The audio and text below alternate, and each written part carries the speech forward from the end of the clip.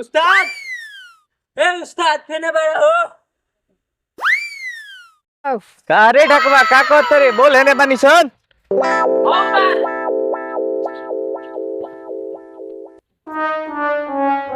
भाई देखो उस्ताद चुरा के माल लियल बनी बहुत महंगा लागता।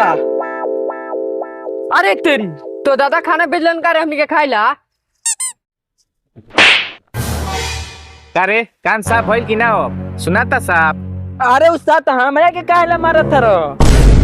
अरे सता तेने कब आ गलिए सामने रे यानी कि हेने बज साला। हाँ तब सुनाता रे साफ कान साफ भइल। खाना ना हो चोरी के माल साला चोरी के।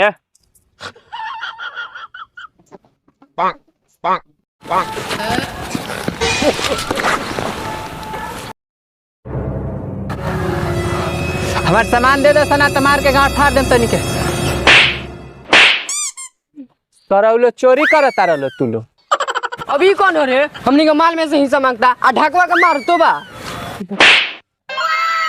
का रे तोरा खाली अधिके सुनाता का रे कौन हरे जे हमरा आदमी पे हाथ उठौला सब। उस्ताद ने अपना मौसा से कहता रहा आदमी बहन में। हाँ त का रे काहे मारतरी हमरा आदमी के। ई हमार करोड़ों के माल लेके भागल बा। कहता नहीं चुपचाप दे दसन ना तो मार के कचुमा काट देम तनी के। अब ई सरो कोने घर कहता रे चोरी करे के। अब भाग रे भैया ओ वैसे तोरा खाली अधिके सुनाता।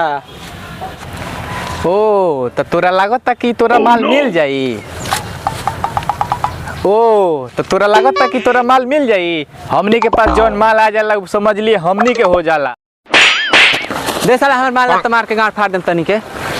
अरे तोरी के ई उस्ताद के काहे मरल सरे ई तो हमनी के चोरी करे ला कहत रहल रे। ए साला ते हमरा के मर अरे साला ते हमरा के मर लिया सरे तनी पकड़ा स तरे एकरा के तनी मारल जा तनी। रे साला हेकरा के पकड़